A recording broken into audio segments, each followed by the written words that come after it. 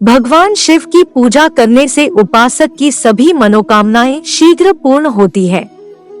मान्यता है कि जो व्यक्ति साधक भक्ति भाव से महादेव की पूजा करते हैं उन्हें सुख समृद्धि मिलती है। लेकिन क्या आप यह जानती हैं कि देवों के देव भगवान शिव का जन्म कैसे हुआ था और उनके माता पिता कौन है?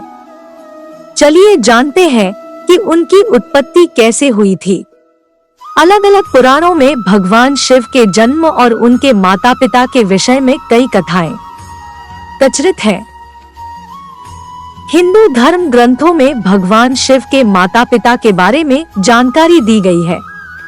महापुराण के अनुसार एक बार जब नारद जी ने अपने पिता ब्रह्मा जी से पूछा कि सृष्टि का निर्माण किसने किया है, साथ ही भगवान विष्णु, भगवान शिव और आपके पिता कौन है, तब ब्रह्मा जी ने नारद जी से त्रिदेवों के जन्म के बारे में बताया।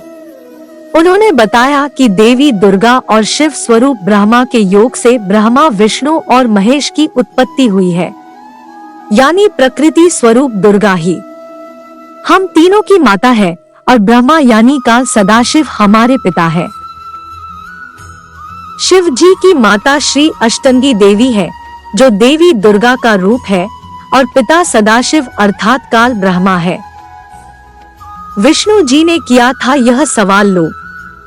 कथाओं के अनुसार एक बार ब्रह्मा जी और भगवान विष्णु इस बात को लेकर झगड़ा करने लगे थे कि वे एक दूसरे के पिता हैं। तभी ब्रह्मा जी कहते कि सृष्टि की रचना उन्होंने की है, लेकिन विष्णु जी कहते कि तुम मेरी नाभि से निकले हो। तभी परम ब्रह्मा सदाशिव उन दोनों के मध्य प्रकट होते हैं और उन्होंने कहा कि तुम मेरे पुत्र हो। एक को जगत की उत्पत्ति तथा दूसरे को पालन का कार्य सौंपा है। शंकर और रुद्र संहारक है।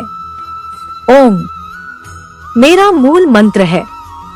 इसके बाद विष्णु जी और ब्रह्मा जी का गुस्सा शांत हुआ और वह यह समझ गए कि उनकी उत्पत्ति कैसे हुई है।